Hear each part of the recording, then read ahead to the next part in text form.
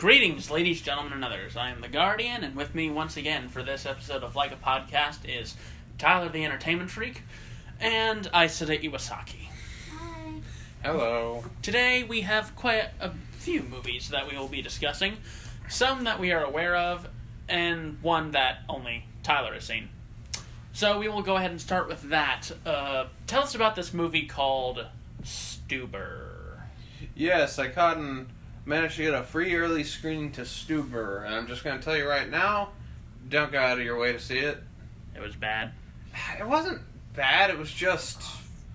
If you've seen the trailer, it's exactly what you think it is. Where an Uber guy gets dragged into some sort of action-packed adventure with a really muscular guy who turns out to be a douche with a heart of gold.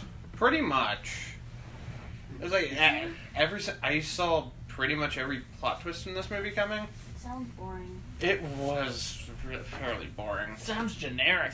Like, the action scenes especially, really didn't. It was too shaky. I couldn't really tell what was going on. Kind of gave me a bit of a headache. Mm-hmm. I mean, some of the acting's pretty good. I'm forgetting his name somehow.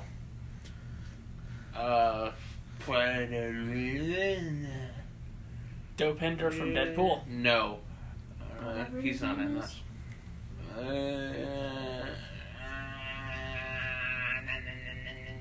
That guy.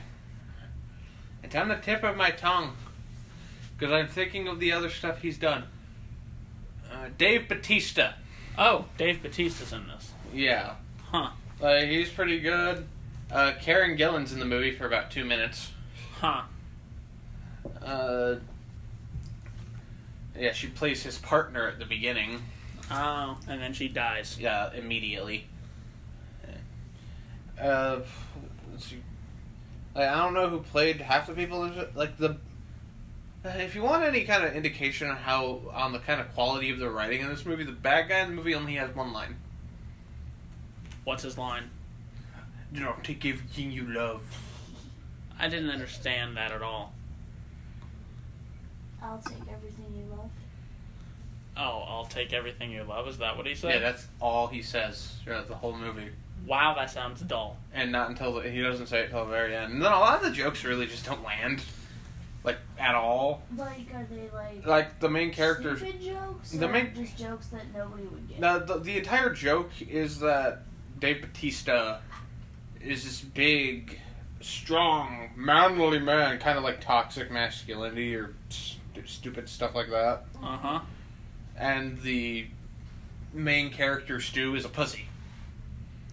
Oh. That's basically the joke. So it's basically the same type of joke of Central Intelligence. Pretty much. Yeah, which had Dwayne "The Rock" Johnson being a big, toxic, masculine, manly man, and Kevin Hart was just Kevin Hart. Yeah, and it's the big, this isn't really a spoiler because I think it was in the trailer too. The big badass moment for the main character is at some point he steps forward and he's like, "I am Stu. Yeah, that was in the trailer. How do you do?" That just sounds really stupid. It was. The only reason I really went to see it was because it was free. I bet you're glad you didn't pay money for that. The movie was not on my radar at all. I mean, I saw a trailer for it on YouTube, but that is literally about it. Yeah. Yeah, I had seen a trailer for it once, and I was like, that looks bad, I don't want to see that. And I got a free ticket, and I was like, fine, I'll see it. I had the same sort of expectation regarding that. It's I saw the trailer for it, and it did nothing for me. It was it didn't seem like an interesting premise whatsoever. It didn't seem like it had very good action or really anything unique. There's a lot of twists in this movie, but you can tell each one of them is something you can see coming from a mile away. Oh. Practically. It's they do one kind of interesting thing with Dave Bautista's character, which is the reason why he needs the Uber driver to begin with. But that's really it. So basically Dave Bautista takes an Uber. Yes. Yeah, Isa is awing because my kitten has just plopped right into my lap. Literally just jumped right up. Yeah, because it's definitely not... she definitely didn't awe about me talking about Dave Bautista. Well, I mean, Dave Yeah, no. Bautista's adorable too, but Yes, he's not. yes, a, he is. he's not a kitten though. So it's like not even gonna make your top 10 worst, is it?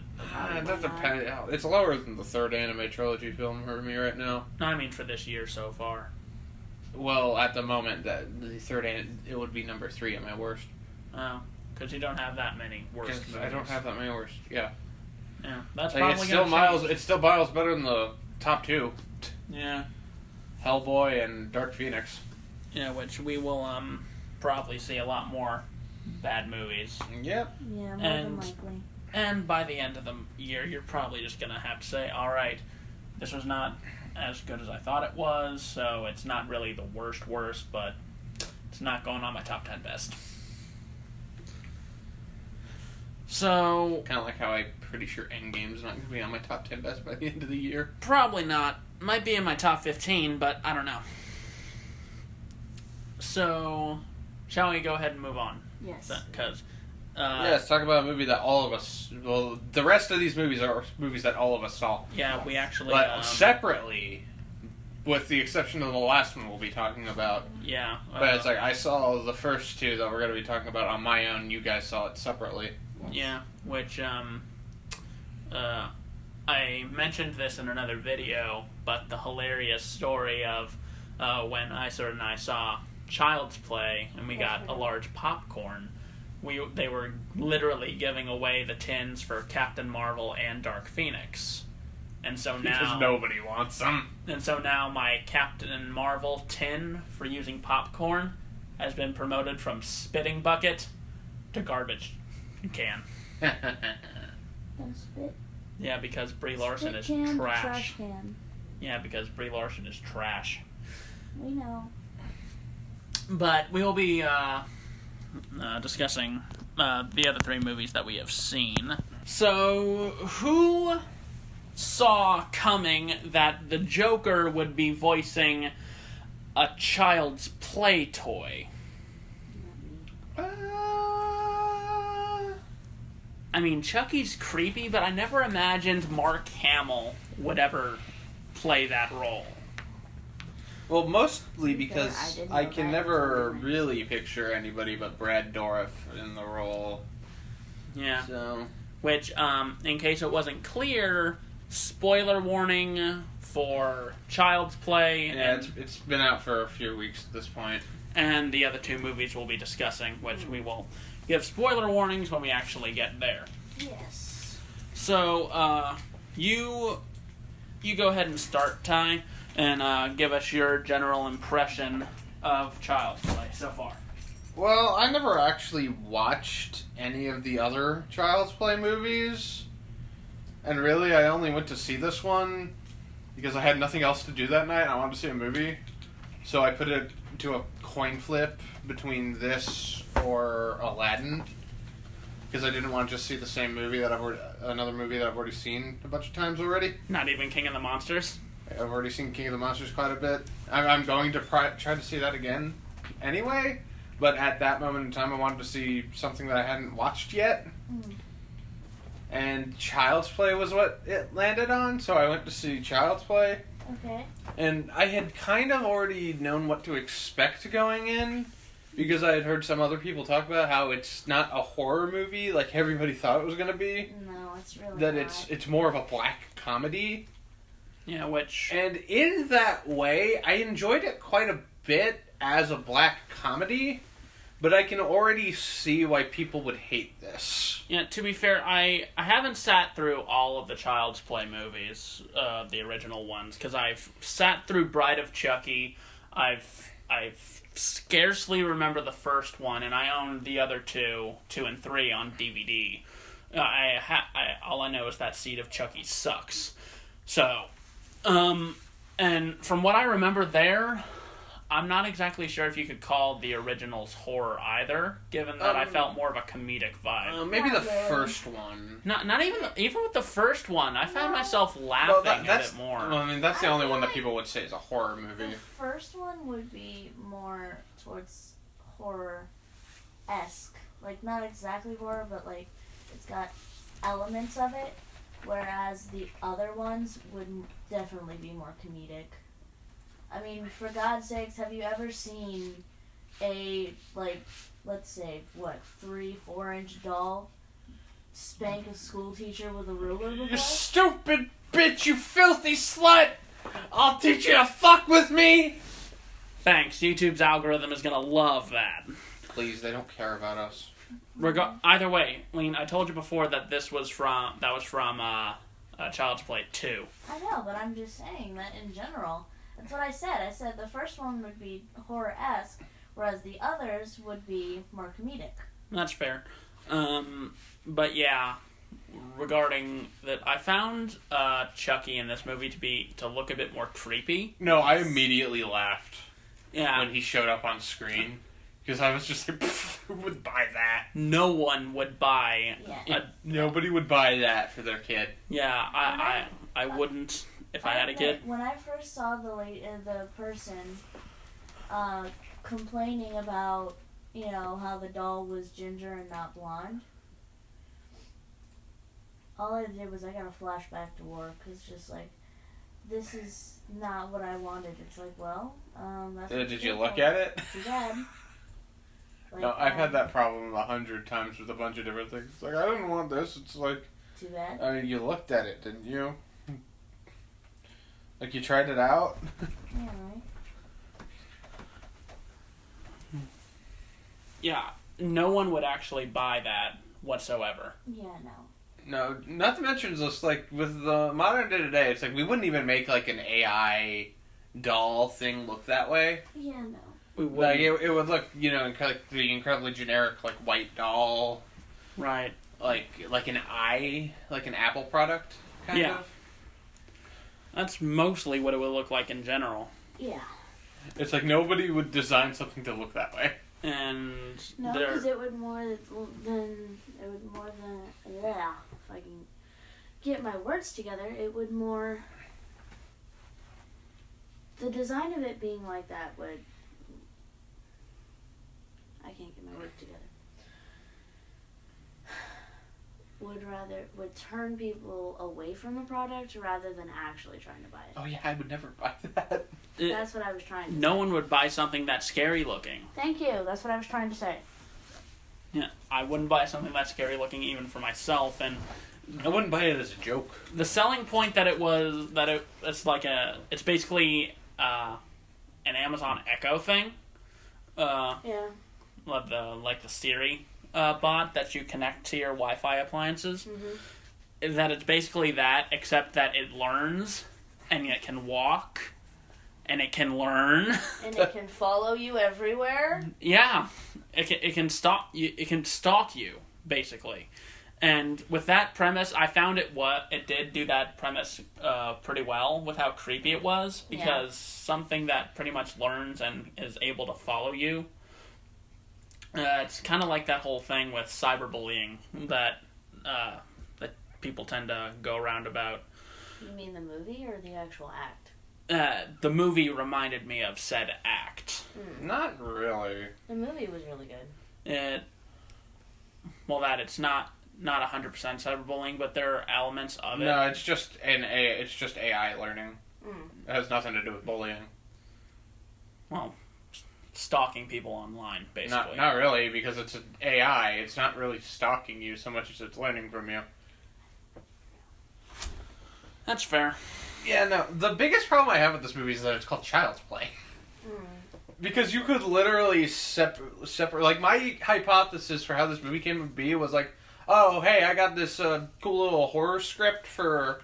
about this AI doll who basically learns how to kill people through, like, seeing how much they enjoy stuff like horror films and just how violent our society is. And that person was like, killer doll. We own the Child's Play license. Let's slap Chucky's face on it. Let's change some of their names. Let's get the Joker to voice him. Yeah, let's just make it a Child's Play movie. Technically, the idea was implemented into the doll's head because of the knife at first.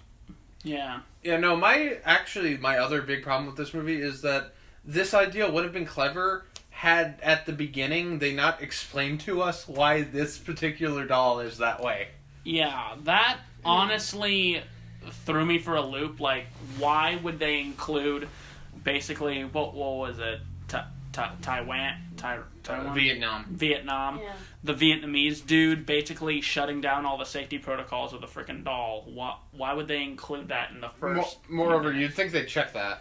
Yeah. When it got to like the main factory floors in the U.S. Yeah, I mean, I know that it's basically. I'm pretty sure they did check it, but if you remember later, he can act normal.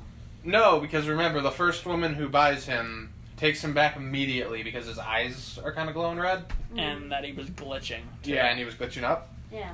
Yeah, but more or less, you'd think that factory would have better security to notice the dude going through all that. Or I mean, I don't know too much about Vietnamese sweatshops. He was getting fired. Yeah, but even on that point, he should have just had the guy leave, and he would have finished that little job himself. Yeah, well, again, I don't know how the workforce in Vietnam works, so that didn't really bother me too much. No, what bothered me is that wasn't at all. I think it would have been a much more clever idea that it is just a regular doll, but it's seeing like them watching Texas Chainsaw Massacre 2. And see how they're enjoying that, stuff like that, and everything he's doing is just to be Andy's friend. Yeah. Like, I just thought that would be a much more clever to have it learn from all this violent stuff, like that we're desensitized to. That would have been a bit more. That would have been better, honestly. Yes. Like, because this movie feels like a Black Mirror episode, pretty much. I don't know about Black Mirror, since I don't know. Well, Black Mirror is basically just a Netflix show that's basically about all the dark, twisted parts of humanity. Sounds neat.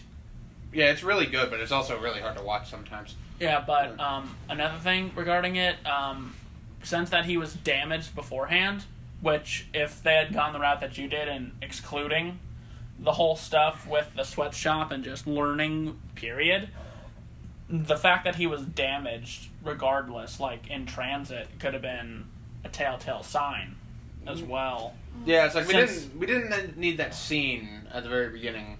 Yeah. Please tell me I'm not the only person who laughed though when he jumped off the roof. I stifled my giggles considering that you remember that we were in the theater with that one dude who was going, hell no. Oh Yeah, but that made me laugh. Yeah, but the fact that he was basically broken and that he was sort of Frankenstein's back to full power, like halfway through the movie because of the pervert who was putting cameras in everyone's apartments. I had a feeling that dude was doing that. Yeah. Yeah. I know it's stereotyping that guys with that sort of physique can be nice guys, but they just completely went with the fact that he's a creep. Yeah, I mean, I'm not a creep. They usually do that in those types of movies, though. Yeah, especially in horror movies. Like, the fat guy's never going to be the... Like, let's be honest, we're never going to be the protagonists. No. We're always going to be the ones who are made to look like creeps. That or we're going to be one of the side characters. Yeah. Either way, we die.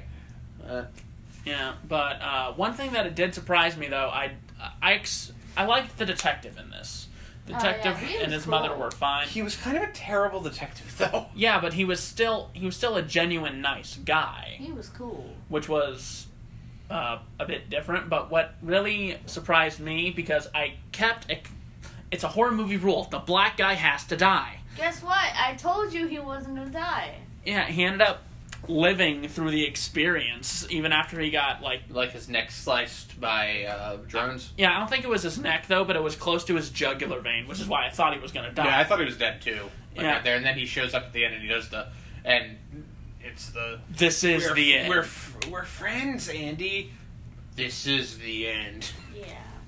Yeah. Which, even if you haven't seen the Child's Play movie, you know about that line. Mm-hmm.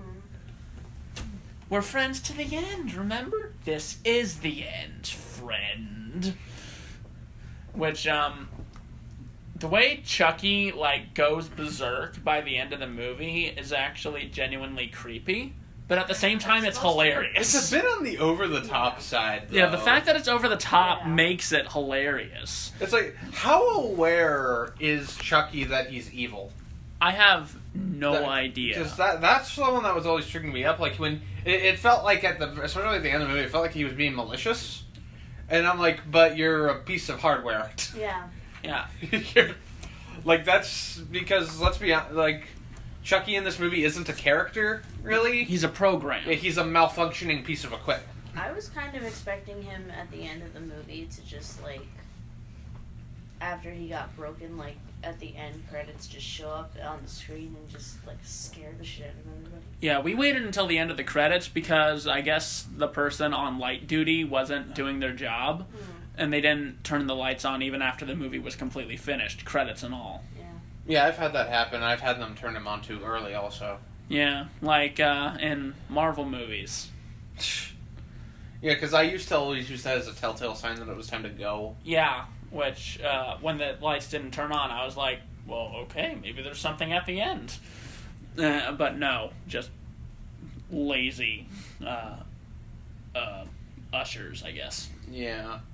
I want to know what my favorite part of the movie was in terms of laughs. What? It's like at the very end when the dude's putting on the mask for the My Buddy doll. Yeah. And then Chucky slits his throat and then he comes out on stage. Oh, yeah. And then he takes the mask out and like all his blood's like pouring on the like, blood this little splats girl. on the girl and her parents. And everybody's just screaming and I'm like, yeah, that was... What does that tell us about how the fact that we laugh at that? We're fucked up.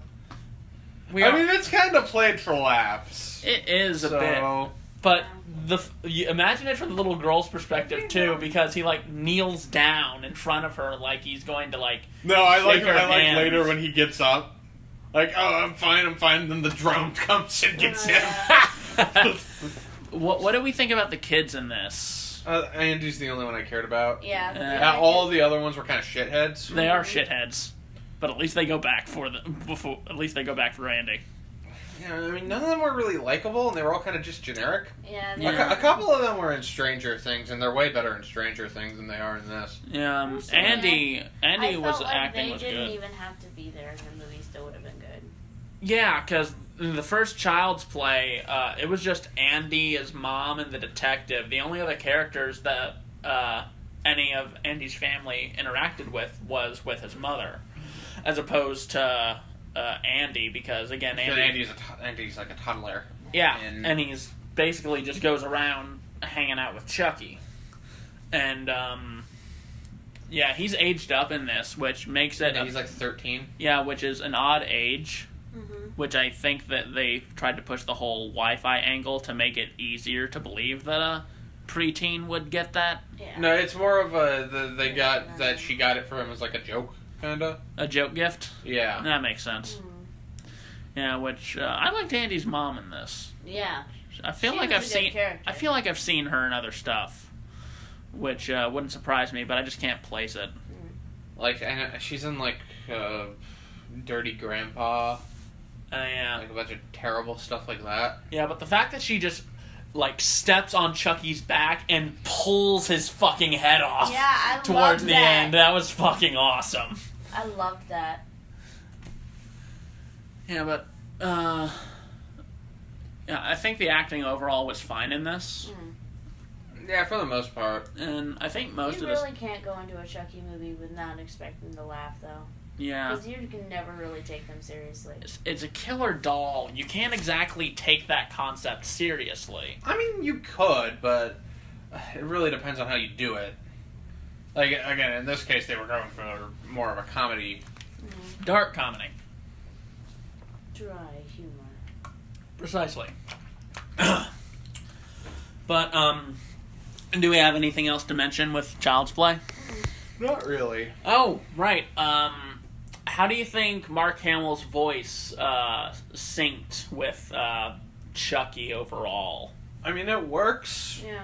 I'm never gonna not hear Brad Dourif as the character. Right. Agreed. But it was decent for a different version. But it worked. But for the most part, mostly because Mark Hamill's a good voice actor. Yeah, Mark Hamill's awesome. Like, I was afraid it was just going to sound like the Joker. Which it doesn't. No, but it's a bit more high pitched. It's high pitched, but later the Jokerisms sort of comes out, but it's like a high pitched Joker, like Baby Joker. which I found to be somewhat adorable. But there's just this... During the credits, Chucky is singing the Best Friend song, like, all the way through the credits. Yeah. And I just keep imagining Mark Hamill's Joker singing this song about Batman. Yeah, you make that joke. Yeah, you can totally see it, too. Mm-hmm. And it's just amusing to the point of kind of sad. Yeah, right. But I think after that, there really isn't anything else to talk about with Child's Play. No, not like, really. The practicality was decent in this, too. Like, practical effects. Yeah, because I didn't really notice too much CGI. Except towards the end when Chucky was, like, lunging at Andy. Well, yeah. Even then, I really didn't see it. It still looked fairly much like a doll. Alright, well, practical effects are not dead, overall. Which is a relief, because... Yeah, like, that's something that nobody really was mentioning about this movie, how it seemed to be mostly practical. Yeah, I don't think it's going to make my top 10, but it's... No. It's definitely not going to be in my top 10 worst, either. No. No, it's just going to be something sort of forgettable by the end. Yeah, like, by the end of the year, we're probably not even going to remember too much about it. Which, by the way, I was actually writing down my thoughts about the next two movies we're talking about, and I completely forgot I saw Child's Play. Huh. Yeah, so... What does that tell you about it? Alright, next on our list is... Spider-Man Far From Home, which, again, spoiler warning if you haven't seen the movie. Major spoiler warning. Yeah, heavy spoiler warning. I'll let you go first this time. What'd you think about Spider-Man's latest outing with Tom Holland? I really didn't have any problems with it. I thought it was a good movie. Yeah. Again, the whole thing with MJ, like I mentioned when we were leaving, Right. it threw me off at first because I'm used to the classic, the classic MJ. Classic redhead. Hit the nice jackpot clothes. tiger. Yeah, exactly. This MJ is more of a dark But comedy I like her. type of person. I don't have any problems with her. Yeah, I didn't do have an hate issue. that one guy who's a jackass. Oh, what was his name? Dave. I think his name was Dave. Basically, is it the guy that's trying to get with Yes. MJ and putting Peter down all the time? Yes. Yeah. That and That guy sucks. the constantly Oh, Flash? yeah, Flash. I think Flash, you're meant to hate Flash. I didn't like him either. Oh. But other than that, I didn't have any problems with the movie. Alright, before I go off what I had to do with my thoughts regarding it, I think I know what one of your major gripes with the movie is, Tyler, because I know you're not really a fan of the high school drama stuff. So the first half of this movie probably brought you down a bit until the second half with Spider-Man's actual Spider-Maning actually came into foreplay, is that right? I'll let you say your thoughts first. Oh, alright. Specifically, just give your general thoughts and then we'll talk about it. Well, I've got a lot of general thoughts because I actually did just go ahead and write this stuff down. What? One more thing. Yep. The whole shit with Mysterio pissed me off. Oh, well, the thing with Mysterio is that he's supposed to be a liar and a manipulator. I know, I don't like liars and manipulators. Okay, He's supposed to be the bad guy. I know. before I actually go off on what I actually did write down, I am thrilled that we finally have Mysterio in this movie, or in a movie in general, because long ago, when I saw Mysterio in Spider-Man the Animated Series and read a few comic books with Mysterio, I silently accepted that I was never going to see Mysterio on the silver screen, and here we are. Because Mysterio is one of my favorite comic book villains, simply because of the whole illusionary stuff, and I think that Jake Gyllenhaal did a really good job here. Yes. Because he is likable, because he's Jake Gyllenhaal, but when he turns, you still sort of understand it, and you see his sort of, repression, basically? Or at least the facade of his illusion sort of wearing off, so that the others are actually catching on to his whole thing. Now regarding... It's more frustration. Yeah. Now, regarding what I actually wrote down, quickly summing up, I didn't really have a problem with the whole high school stuff. Mostly because I've just seen it so often, and I'm kind of used to it. But what they did here was interesting in the regard that I can't really compare it to my high school experience, because the trip to Europe was a school event. Our high school did nothing of the sort. Neither did mine. So, there's that. I mean, they go to a specialty high school. They go to one of those. Yeah. And the fact that they call the snap the blip, which is kind of amusing, since no one outside the Avengers knew it was Thanos' snap that wiped out half of all life. Yeah. So, calling it the sort of blip like that was... I feel like they could have found a better name for it, though. Yeah, but that sounds very childish and stupid to me. Well, a bunch of high schoolers thought it up.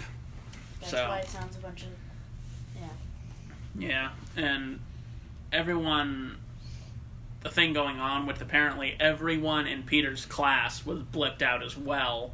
Mm-hmm. So a few students are older, but I guess no one bothered to sort of focus on that.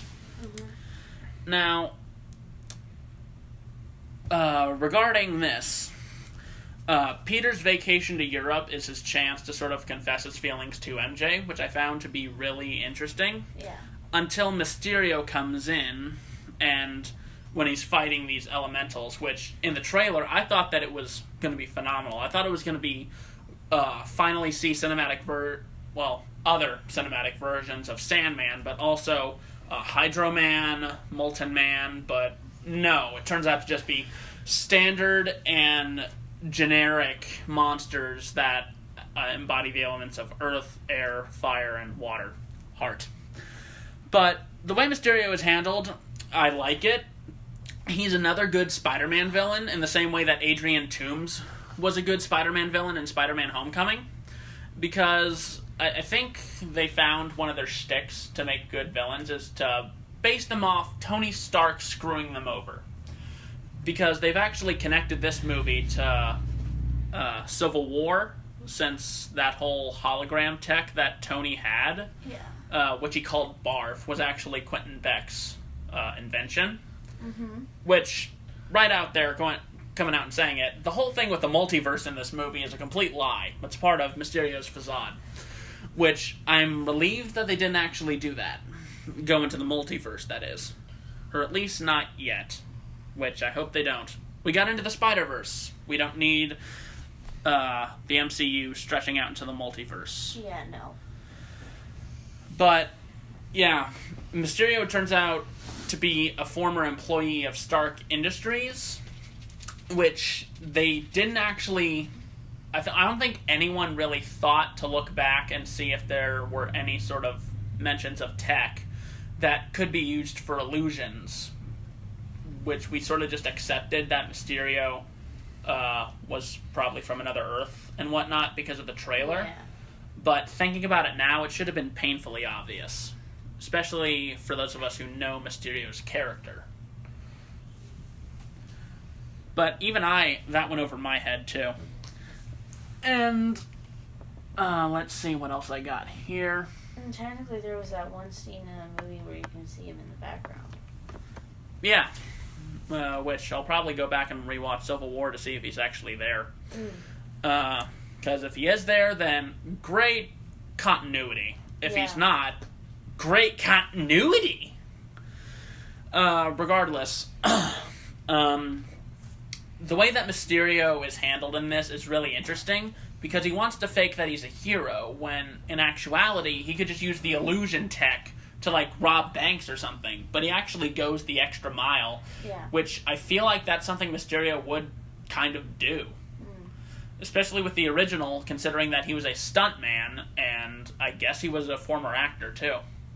So, from that perspective, seeing Mysterio sort of try and put on this grand show, and it eventually working out in his favor by the end, including the end credit scene, or the mid-credit scene, pretty much shows how he can pull the wool right out from under someone's eyes. Yeah. or reverse of that, considering that he's still fooling like half the planet. What else have I got here? So basic thoughts are basically just supposed to be saying whether you thought the movie was good or not. Well, I just like a lot of this movie, so I just thought it was generally good, but I don't think it's still the best Spider-Man movie. Those claims are far too extreme. You want to share your thoughts? So I actually liked it a lot. Oh, okay. Did the high school stuff bother you as much? It didn't bother me as much this time around. What I found that surprising. I think part of it's because I was, like, Homecoming had already kind of desensitized me to it, so I was like, whatever. I mean, some of it still felt like it was wasting my time. Like, everything with Ned in the movie. Yeah, like, Ned and Betty. Completely felt like it was just a time waster. Like, you could have cut this whole subplot out, it would have changed virtually nothing. Right. But even then, it's like it lands a bit better in this movie. I felt mostly because of the whole globetrotting thing. Yeah, which I like all the stuff that was going on, especially with Nick Fury hijacking their summer vacation, basically. Yeah, and it didn't feel like the humor was really hijacking some of the more big character moments. Hate to hijacked her big summer vacation. Awesome. Hate to interrupt you on that, but there was one point in the movie where I felt you might have an issue regarding the humor, since it's similar to with Happy Hogan at the end of Spider-Man Homecoming with Peter. It was when we saw it in the trailer where Nick Fury was in Peter's room and he shot Ned, and as he's trying to explain, people keep knocking at the door. No, I actually thought that worked.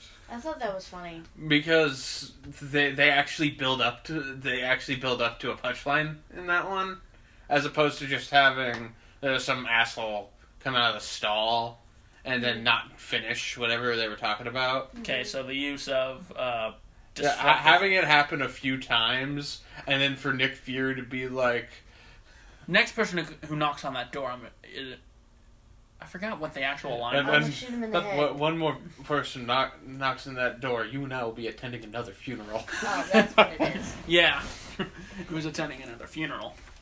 Which, I had a feeling that you might not have enjoyed that, but hearing the way that sort of disruptive comedy is done is pretty effective. Yeah, like that's a bit more similar to Thor Ragnarok, how that did it. Oh, right, with Ragnarok trying to explain his plans and Thor's just slowly circling as he's chained up. And he's like, hold on, wait until I come back around. Yeah, right. Alright, please continue. Because that actually has a punchline to it. Yeah, which is basically Thor breaking out and kicking ass. Oh, yeah. And then even then, it's like seeing how the second half of this, because my biggest problem with Homecoming, like one of the reasons I really don't like it, is that kind of humor is all throughout the movie.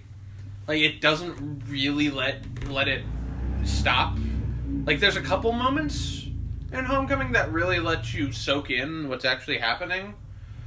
But for the most part, it kind of always just comes back and permeates the whole scene. Like, especially because, again, it does stop for a little bit, but then it comes right back at the very end. And it just got annoying. Especially when it was, like, derailing big character moments. Yeah, like with Happy Hogan. Which was really well done in this one. Yeah, Happy was great, even though he was barely in the movie. I mean, he was in this one more than he was in Homecoming. Yeah. But this one, it's like, especially once we got to that second half where, like, the humor pretty much just stops.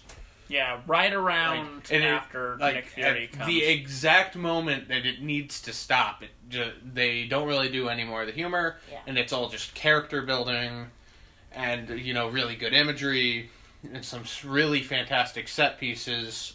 And another problem that I kind of realized I had with Homecoming that I realized while I was watching this one is that Homecoming feels a bit too domestic. Like, because when you think Spider-Man, what do you really think of him doing outside of fighting villains and whatnot? Going to school. No, I'm talking about in terms of when he's in the Spider-Man costume. Oh, helping the Avengers? No. In the comic books, the animated series, what do you think of when you think... Like, iconic Spider-Man images, what do you think? Oh. Him hanging upside down. No. Him swinging through the city. Yeah. Right. Okay. You know, web crawling up walls, swinging across the different buildings, which we didn't get that in Homecoming. Like, at all. You're right, we didn't. No, it was all in neighborhoods where he really couldn't use any of those abilities. Yeah, towards the end, we see him swinging through the city, and a lot more use of it in places like Venice. Yeah, we see quite a bit of it in this one. And London. Yeah. Well, like, we actually get to see him use it, like, utilize his moveset a bit more. Okay. Like, so that aspect. Doing that again. Yeah, Which, so, we'll get to that. yeah, that aspect worked a lot better for me here. So I was able to kind of, like, sit back and have a bit more fun with that, because that's the stuff I really like seeing in Spider-Man. And again, with the character stuff, it's like, they tried to go the more emotional route at a few points in Homecoming, which I thought it worked really well with, especially between him and Michael Keaton. Yeah. But overall, it didn't really leave too much of an impact with me, because it's like, okay, we've already seen this before, and it's kind of just going into the idea that he's just going to be like Tony Stark's sidekick. Whereas in this one, it feels much more like he actually has to step up and be his own person, as opposed to just living for somebody else or trying to prove himself to another person. He's trying to prove something to himself in this one. Yeah, because Tony Stark imagery is all over the movie. Literally, there are memorials. Yeah, there's like murals. And murals, yeah. Paintings, everything. Which And are of all course- done really well. Of course, Yes, just they like the are. last movie, the bad guy is somebody that Tony Stark screwed over. Yeah, which I think they found their shtick for making good Spider-Man villains. Yes. Yeah, that seems Have to be Tony the case. screw them over. Yeah, there are Shall be people good. that Tony Stark screwed over at one point in their life. Next movie, we're going to see Kurt Connors turn out to be an ex-employee of Stark Industries. I don't think they're gonna do the Lizard. Yeah, not after the Amazing we've already Spider-Man. had the Amazing Spider-Man. They might do Doc Ock again, or I can see Doc Ock being done again. or Green Goblin. At some It's point, like- they're going to bring Green Goblin back into this. It's like, but between that aspect of the character having to like prove to himself that he's good enough, there's like all the imagery like within like the Mysterio sequences. which are all done phenomenally well. I'm glad they didn't spoil that for us in the frickin' trailers. Yeah, like the trailers were incredibly misleading, and everybody who was trying to make theory videos about where the whole multiverse thing can go, idiots. Wasted. All of you are idiots. You want the Spider-Verse? Go back to Spider-Verse. It's Yeah, like, right. in what way? Why would they want to do that soon after Endgame? And Why would they want to stick something that important in a Spider-Man movie? Something which they might not own in a couple of years, for all we know. Yeah. And more importantly, the other guy in the movie's name is Mysterio.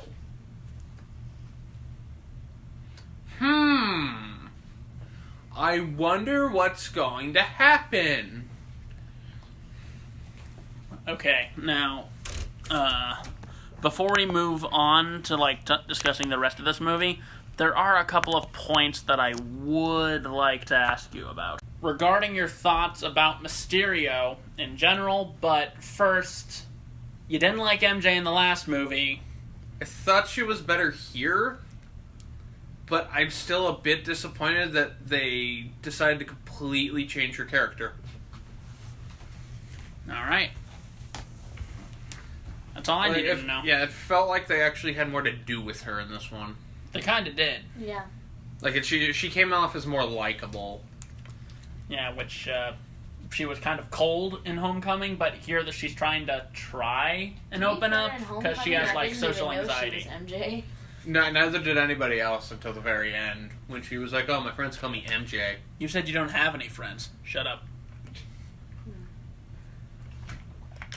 Yeah, but I still don't mind entirely that they changed MJ's character. Because I've seen the foxy redhead done to death so many times in so many different Well, she's not forms just of a media. foxy redhead. Yeah, but most of the time, she is done that way and drawn that way. Not really.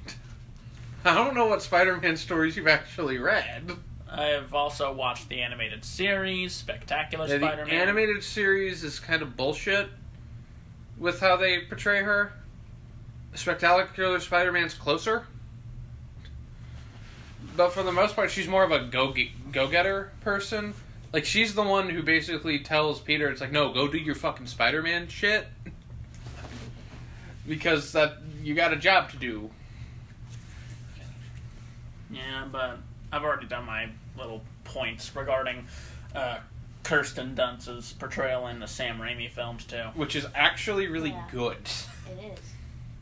Yeah. From what I've seen. Yeah, people just like to focus on one aspect of it and overbloat it and act like that's all there was. What? The whole damsel in distress thing. Oh. Well, And then they act like she never fought back. Wouldn't you think that Gwen Stacy would get that instead of... In the comics she did.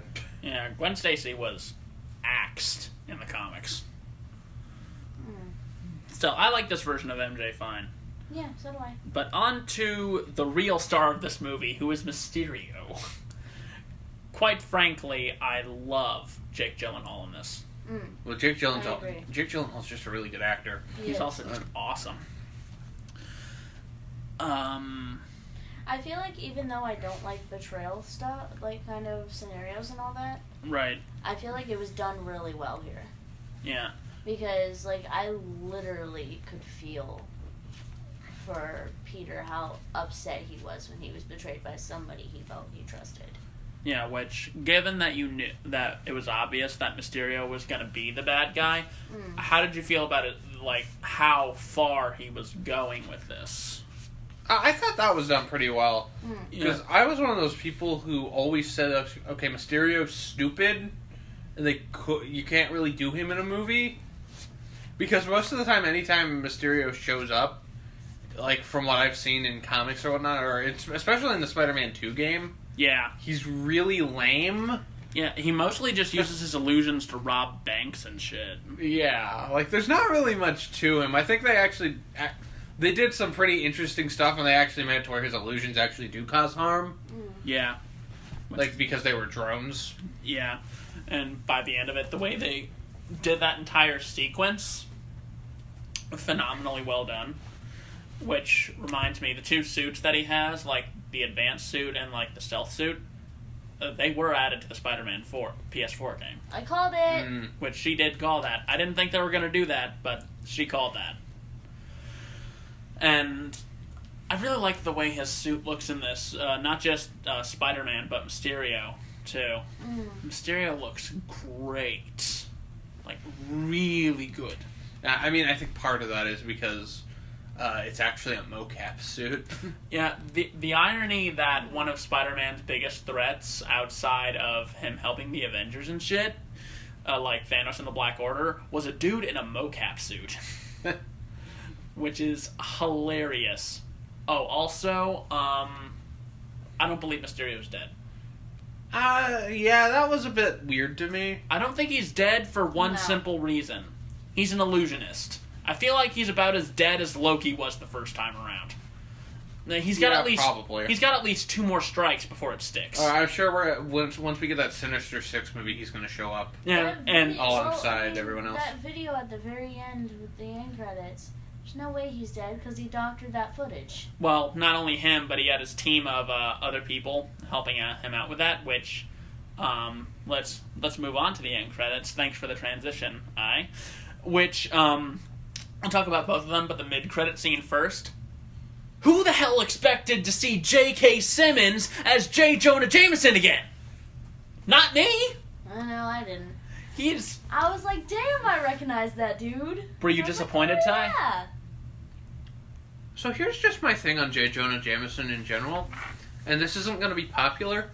I can't stand that character, and he does not work within the grander Marvel universe. Because his entire shtick is that he hates Spider-Man because he's a man in a mask. Yeah. There's every single person who saves the world in this universe is a man in a mask. Which, to be fair regarding that, everyone knew Tony Stark was Iron Man, and at least... Not in the comics.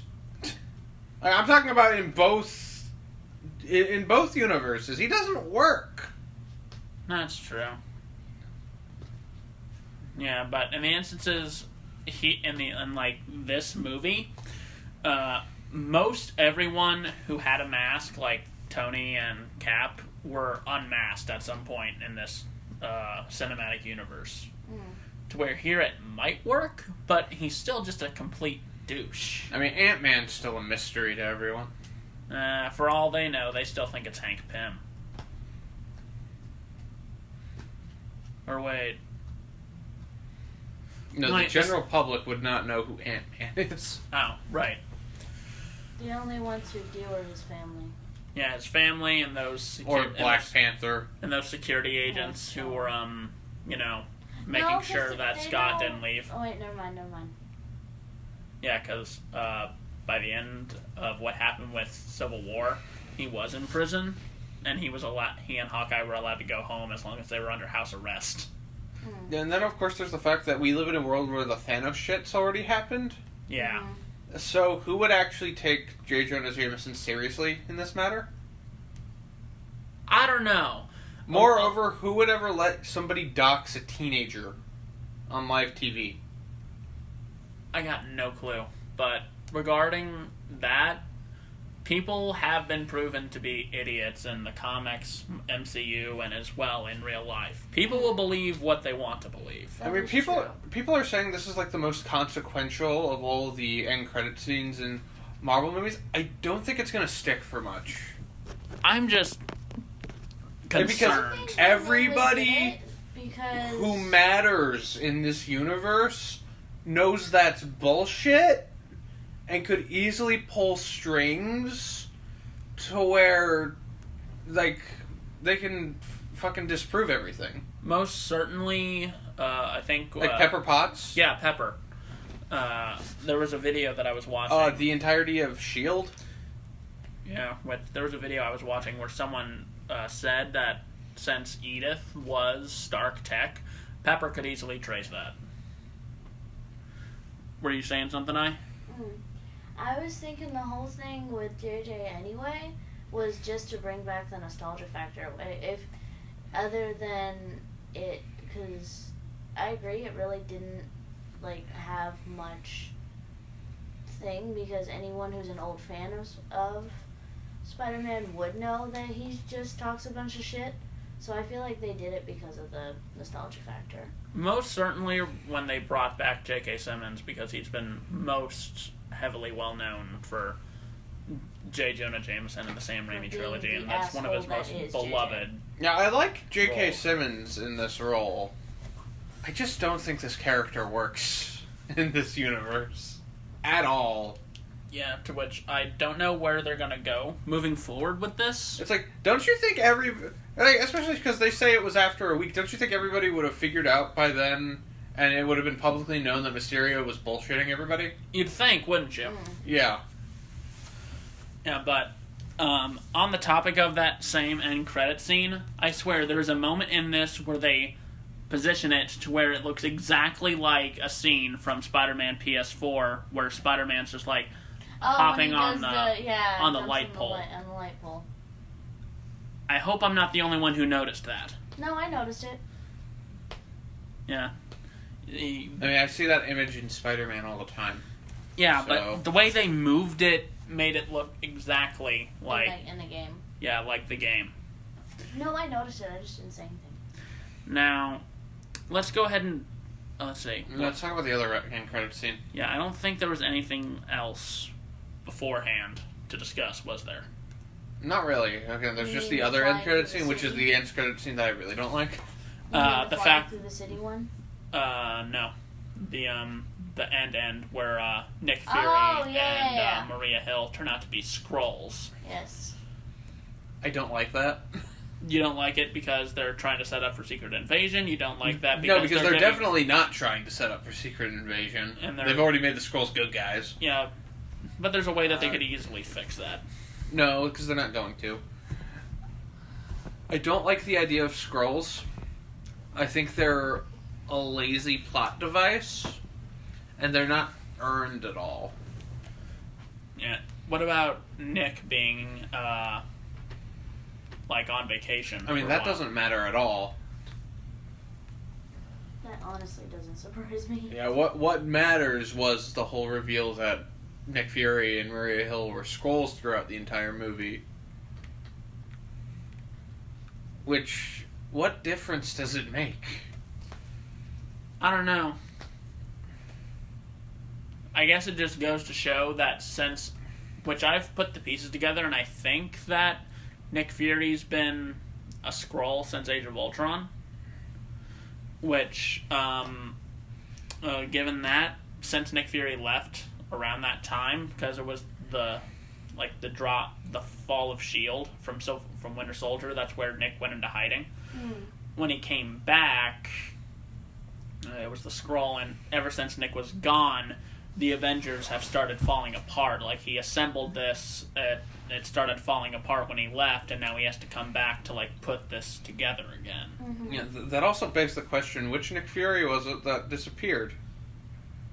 I think it was the real Nick Fury that disappeared, because in Winter Soldier, he burns everything, including his eye patch, and he just wears the glasses. But the next time we see him in Age of Ultron, he's got the eye patch again. And, which he also has in Infinity War. Yeah, which... I just think that was just something that they decided to put in a movie that didn't stick. Yeah, but... Kind of like Iron Man getting rid of his suits at the end of Iron Man 3. Yeah, but there's also something that... I forget who it was, but there was a video that someone put up where they noticed how Nick Fury was cutting his toast. Okay, that's just a bunch of speculation that will lead to nothing. That's just fan theory bullshit. Yeah, but... That really doesn't work when you think about it. Still makes sense, though. Yeah, but they were definitely not thinking this far ahead. Especially with Captain Marvel, so it just turned out to be a happy accident. Or an unhappy accident, considering that's just still... Then when Why? I've never seen anybody do their toast the same way twice. I always do it the same way. But you just don't like the Skrulls, period, right? Yeah, they're a very lazy plot device. Which is understandable, but I honestly don't know where they're going to go from there. So it's like the last bit of this movie kind of failed. Yeah. Or at least the end credit scenes were not nearly as good as people think they were. No. Because again, I don't think they're going to be as consequential as anybody thinks they are. Like, it doesn't help that we're not going to know anything about where they're going for a few years, at least. And even then, I'm not going to see it. Because, after this one, I'm kind of done with the MCU. I'll still be seeing them, though, so I'll let you know. Because I definitely don't care about Black Widow. Because we know where she ends up. Her character arc's kind of over. I don't need to see anything else. If you really wanted a Black Widow movie, you should have done that about 5 years ago. Before Captain Marvel? Yeah. And the Eternals, I don't care. No one really cares about the Eternals. The only reason I'm going to see it is because it'll have Jeff Goldblum again. We don't even know if it will. Well, the Collector and the Grand Master have been known as Eternals. As far as I'm aware, they are not listed in the cast. Well, I'm still going to end up seeing it at some point. Me and Tristan kind of agree. We're both sick of superhero movies. Yeah. Very sick. After Joker, I'm just kind of done. Forever. Outside of Spider-Man and Guardians of the Galaxy movies. Yeah, to which you will not be completely done if you're going back for those. Those are the only ones I care about. And even then, those are years apart from each other. Outside of that, I just don't care anymore. You'll probably watch them at some point later. No. Don't care. Still, I still haven't gone back and watched Captain Marvel, and don't plan on it. That's just because Captain Marvel's a bad movie. Well, again, I don't know that. Well, I do, though. I'm letting you know it's bad. But with that, moving on from now, it's time to talk about the other toy movie we saw.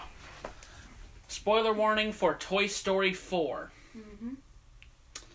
I had serious doubts about this movie when it was first announced. Everybody did. Yeah. And now we all feel foolish. Except Doug Walker. Because Doug Walker's an idiot. And an elitist snob. He's very much an elitist snob. Alright then.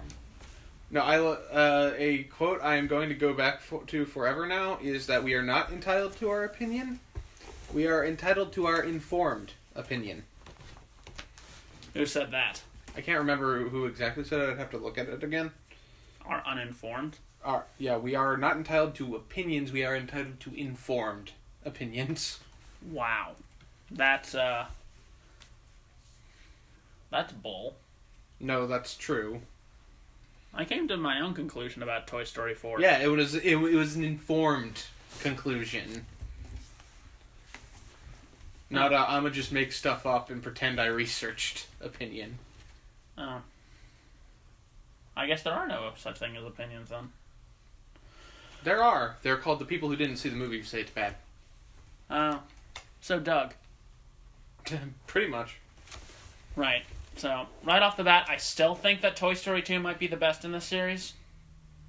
Yeah, that's fine. But Toy Story 4, I think... I don't know where I would rank the Toy Story movies, honestly. Well, you guys can start.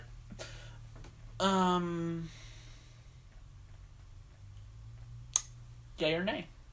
Yes. Yay. Alright. Thanks for listening to LAPcast. We'll catch you guys later. Okay, so... This movie had me extremely conflicted in several areas. Mm. Mostly due to the ending. But we will get to the ending when we get to that.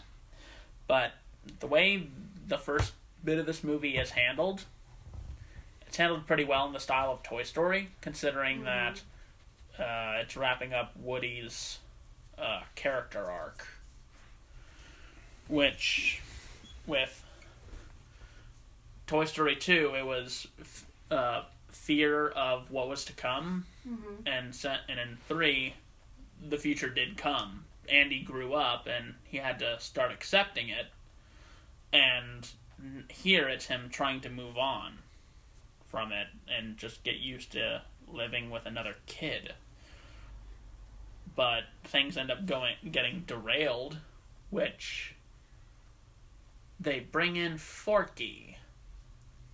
We never really get an explanation as to how that comes to life. No, and it's kind of played up as a joke. Yeah. Especially by the end when Bonnie makes another one, which I guess she called Knifey. Yeah. So, shall we just go ahead and say that it's probably Lego Movie logic, where a child's imagination can do amazing things? No, because they clearly do it when the kids are out of the room. Yeah, but still, that's a tad confusing in the long run, which I guess is we just shouldn't question it. Yeah, and definitely don't watch a Super Carlin Brothers video trying to do a theory on it, because their theories are pretty bad. But I've never even heard of them until you brought it up just now. But still, it is still Woody's movie, basically. Mm-hmm. And in that regard, I was a bit disappointed that we didn't get to see as much of the other guys, but we got plenty of them in the last movie. Yeah, their story's already kind of concluded. Mm-hmm. Right. Yeah, Jesse's, I think, was done in two. And, which, that brings up a point that is completely off topic, but how do we think that the prospector ended up? He ended up going off with that girl who's an artist. I bet he's got so much frickin' face paint on him. Yeah, he's probably at a different house at this point. Probably. But, this, honestly, I wrote stuff down for this one too, but it's hard to sort of go forward with it. But the first scene of this movie had me in tears regardless, which I felt was a decent... What? Bo Peep leaving. Oh, yeah. Yeah, that was a it gave us an answer to what happened to Bo Peep between Toy Story 2 and Toy Story 3. Mm-hmm. Which I felt was needed. And it was heartbreaking. Mm-hmm. Of course, that leads to the biggest problem with this movie. If you didn't like or believe Woody's relationship with Bo Peep in the first two movies, then you're not really gonna get much out of this. There, outside of them just being flirtatious, there really wasn't anything in the first two movies, so I think that point's kind of just incorrect. Yeah, but it's...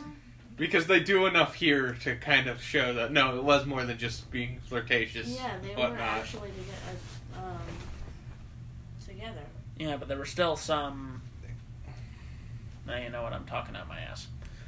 Again, informed opinion. Well, if you don't pay attention to the movie, your opinion's kind of bullshit. Yeah, that ending just fucked me up, though.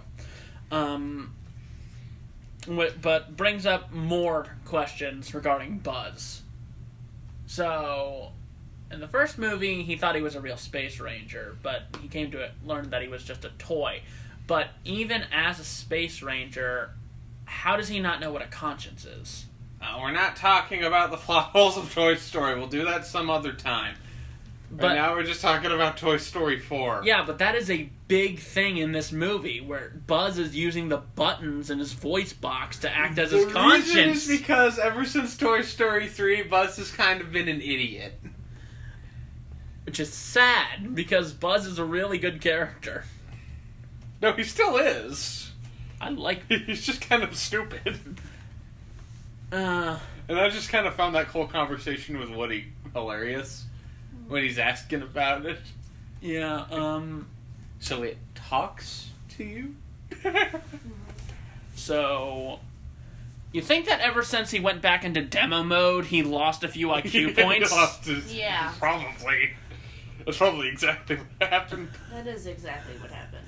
That makes perfect sense there. Poor Buzz. Rex reset you into Spanish mode and you lost your IQ. That was funny. Yeah. Like, I mean, that was still Toy Story 3. Toy Story 3 didn't really stick out as much for me, but that scene with the Spanish was funny as shit. But anyway, we're not talking about that. Right. Bo Peep was great in this. Yes, she was. She was a good female character who is still something of an elite badass after being alone for about 7 years. Yeah. Kidless for 7 years, still maintaining a good sort of stature, especially considering that she's a frickin' porcelain toy. Yeah. You know, the thing I liked in this one is that nobody's really portrayed as a bad guy, per se. Yeah, not even Gabby. Because Bo Peep and Woody have basically the same ideal. Like, because both of them want to essentially bring joy to children. It's just they have different ways of going about it. Yeah, Woody sticks to one thing while... Yeah, Woody sticks to the kid that owns him, that is his kid. And Bo wants to do it with multiple children as a lost toy. To kid. Yeah, bringing joy to multiple people. Yeah. Which is handled well. And not even Gabby's really a villain. I mean, she is in the sense that what she's doing is kind of messed up.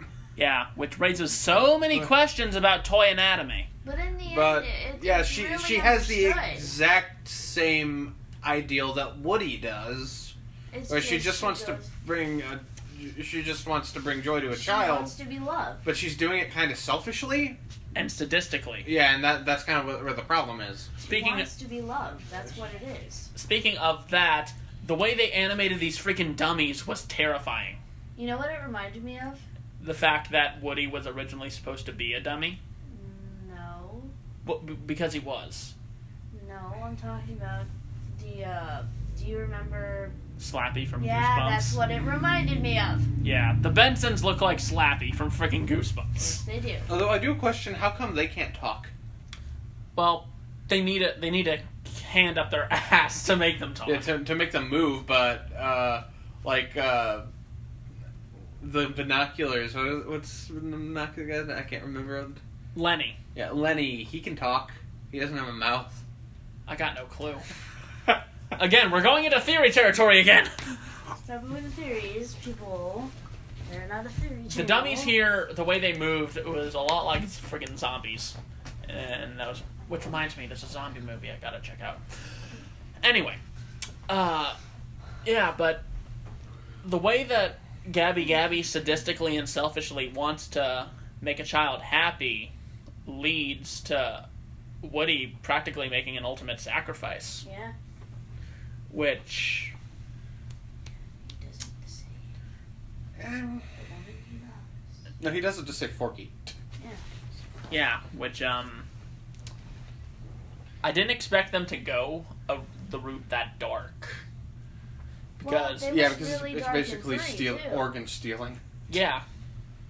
They've gotten darker down the movies. Yeah, which... Because 2 was dark with the abandonment. 3 was also dark with the abandonment and the kidnapping and the torture. And then the brainwashing. 4, that too. And then Yeah. 4... Yeah, 2 was about abandonment, toy collecting. 3 was about growing up and kind of having to move on. And this one's much moving more forward. about... moving forward.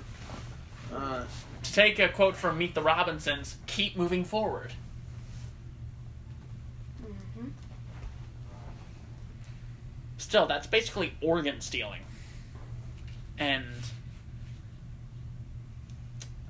I'm surprised that Woody was able to walk away from that.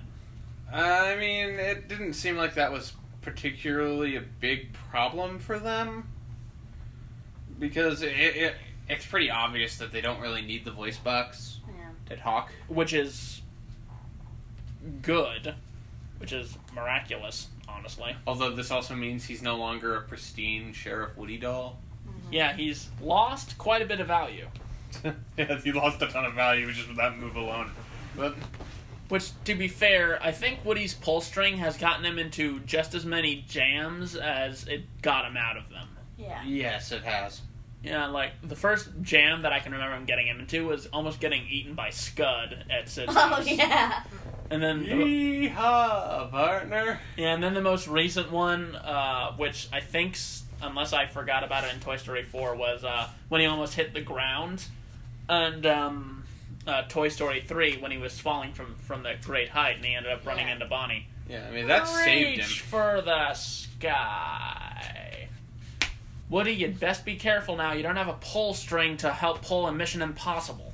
Well, I mean... No, he still has it. He can still use the pull string. No, he doesn't. No, he does. Yes, they he still has- switched the voice boxes. That's all it is. He still has his pull string. He still has a voice box. It just doesn't work anymore. Yeah. Yeah, but I didn't see, like, the thing you pull. All I saw was that his back was completely stitched up. Yeah, he still had it. Yeah, he still has it.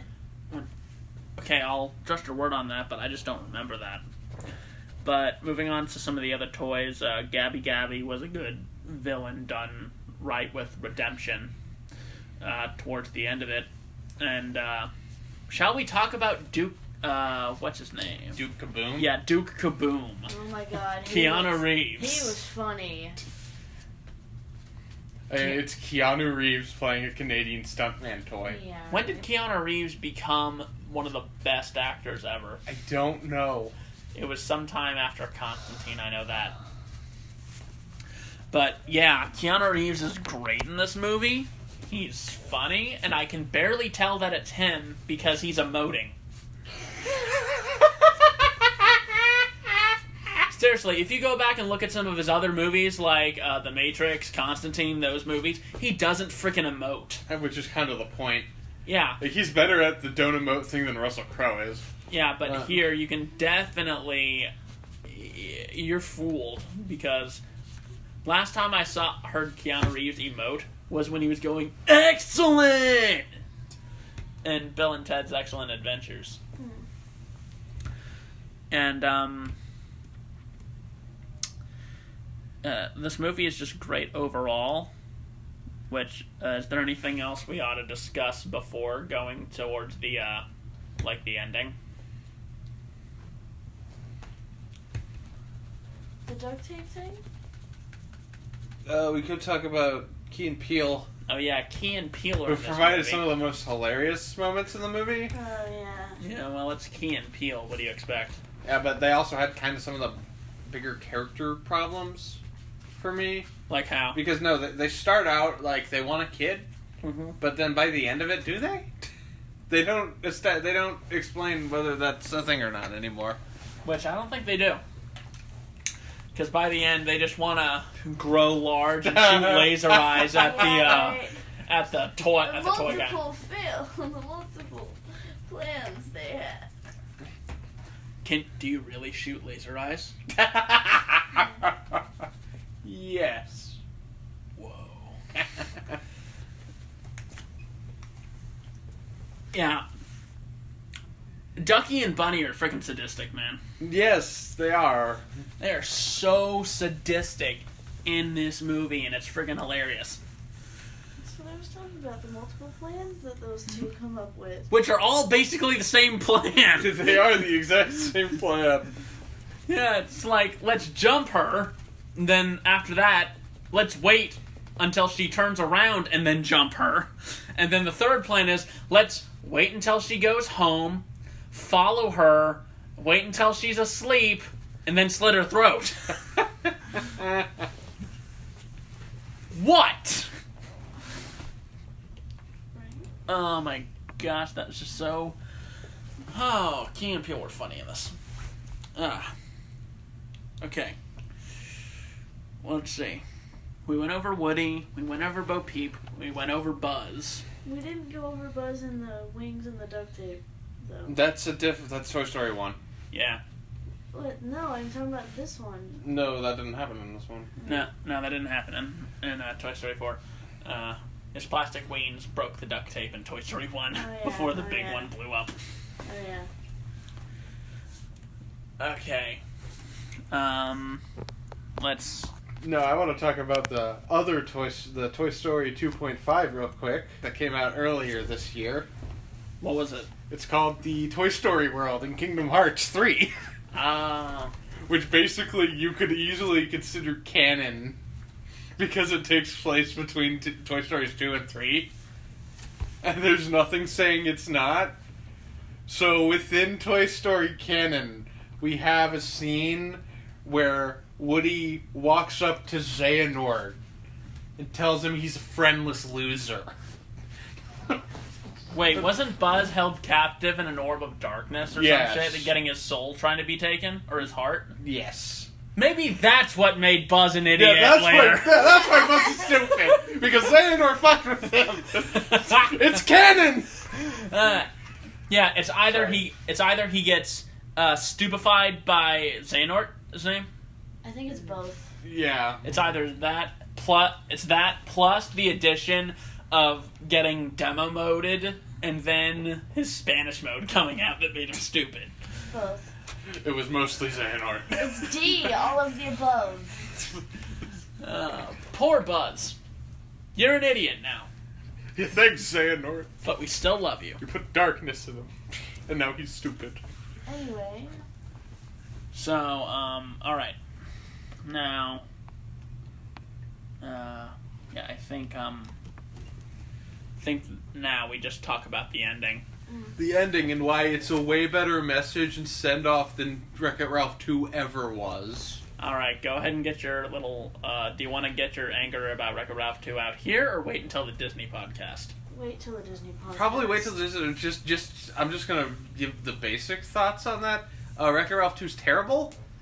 And it has a terrible message. About trusting strangers. And, yeah, about trusting strangers on the internet. Spam is your friend. Yeah. And it's written by a bunch of idiots who don't know how the internet works. And I think it's about on par with the Emoji Movie.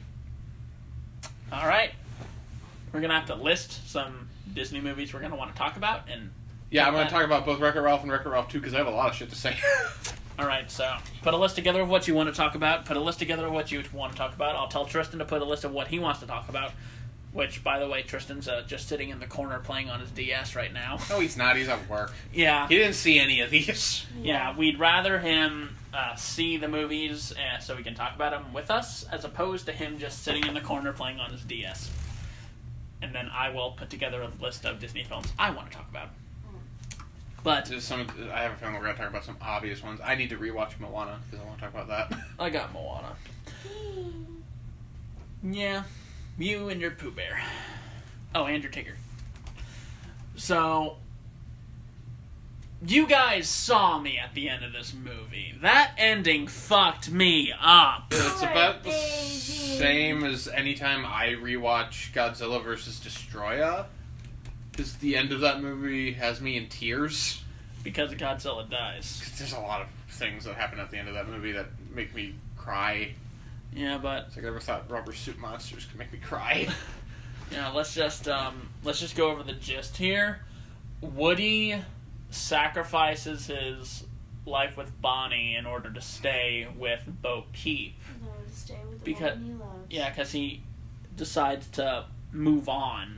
Yeah, and it's also because he's being neglected. Yeah. And it's like he'll find more, and He's always in the closet. he realizes this from talking with Bo Peep throughout the movie, and from just experiencing it a bit on his own, that he will find more fulfillment for himself by going with her and helping other toys find owners. Mm-hmm. Yeah, but just seeing him slowly say goodbye to everyone and giving his sheriff star to Jessie, therefore making her the new sheriff of their little group.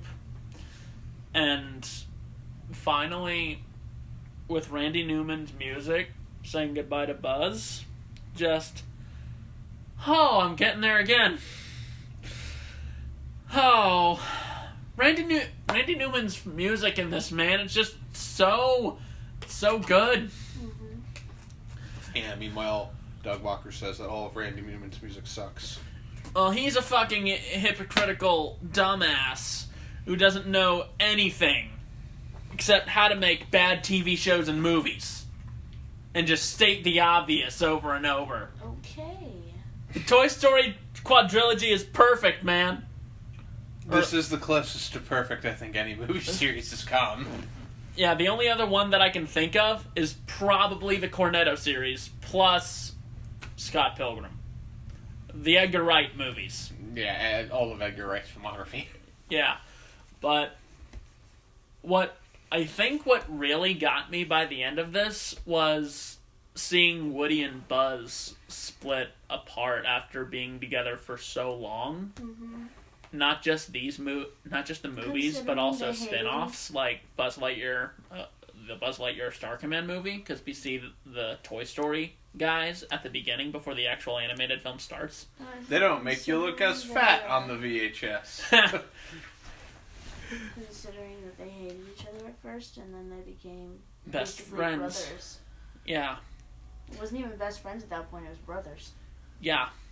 Just became brothers and Andy's toys. yeah, and then Bonnie's toys, and just seeing Woody say goodbye to Buzz, I think that's what ultimately killed me in the end. Well, Tom Hanks did tell Tim Allen before he went to do recording that he would cry by the end of it. And Tim Allen did. So Tim Allen, man, you share my emotions. 'Cause I think anyone who has done a series like this for this long would have cried by the end of it if they were splitting. Well, yeah. Which is just heartbreaking.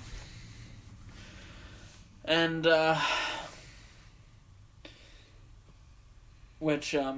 that ending and Woody's overall decision brings up several points. And especially that he's technically a lost toy now, even though he's really not.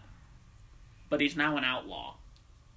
Literally. Yeah, because he gave Jesse the role of sheriff now, which is nice because they had a good connection in Toy Story 2.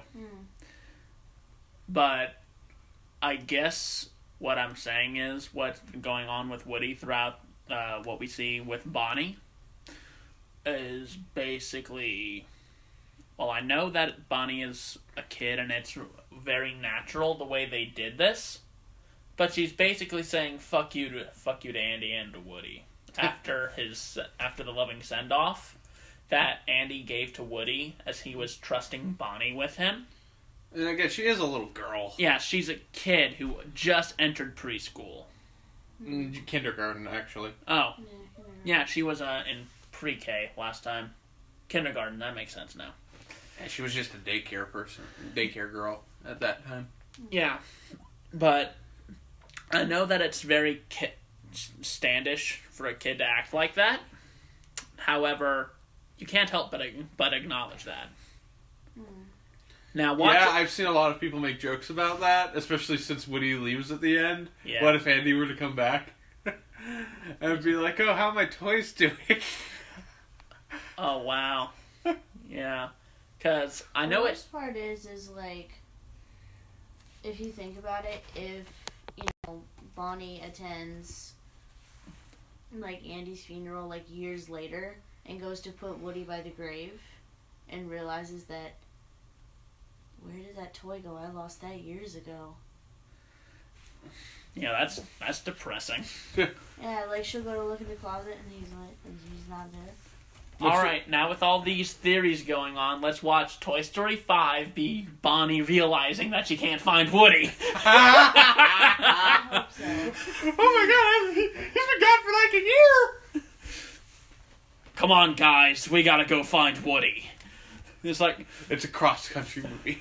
Yeah, and then Tom Hanks is like, just as I get out, they pull me right back in. Just as I was out, they pull me back in. Yeah, but I don't think that's what Toy Story 5 is going to be. I don't even know if they'll make Toy Story 5, because they don't have any sequels in the works for the next several years. That's what they said. Which makes me happy. Yeah, I hope. Because I'm getting tired of Pixar sequels. Yeah, I hope that they stick with this just being a quadrilogy, because at this point it is still perfect, basically. I mean, we did all say before this movie came out that, oh, this is going to ruin a perfect trilogy, and it came out and it's just as good as the other ones. And we're like, shit. Yeah, so it's like, eat those words. For all we know, there's no point in us being skeptical anymore going forward. Yeah. If they were able to pull it off this well. Yeah, especially, 9 years after Toy Story 3? Yeah. Considering... Which is one of the reasons I wasn't as skeptical about it, because it was a pretty long gap. Yeah, because they could have gone the Star Wars route and just making a new trilogy of films. Yeah, which they didn't. Yeah, they did. If anything, they just knew... Because this one feels much more like an epilogue to the other films. Yeah, and in that way, it works really well. Yeah, it closes out Woody's arc, and it makes it feel really well done. So, yeah, I'm relieved, honestly. Still, though, that frickin' ending. I had to console you. Yeah, you all did. So we want to watch Godzilla vs. Destroyer tonight, so you can see me cry like a baby at the end. No, I think bringing up Toy Story 4, we've had enough tears for today. I didn't have any tears. Yeah. We'll make you cry another time. Yeah, by making you drink artificial buffalo wing soda again. God, no. No, it was that one earlier that made him cry. What was it? Mustard? Ranch, right. Which, that's going to be in a different video. Which we hope you enjoyed that, and we hope you enjoyed this episode of Like a Podcast, to which, I don't think there's anything else to add, do you? No. Nope. Tune in next week. We don't know what's happening next week. We're not talking about Disney movies? No, because we're waiting until The Lion King comes out, and that doesn't come out until July 14th. Is Tristan going to see that with us? Who cares? He'll still join us for talking Disney movies in general. And no, it comes out the 19th. 19th? Yeah. Oh, shit. Should we do the fandom one next time? We'll decide what to do. Okay. So, we will catch you guys on the next LAPcast. Thanks for listening, the 5 of you who still watch and listen to our videos. Bye. Annyeong. Bye.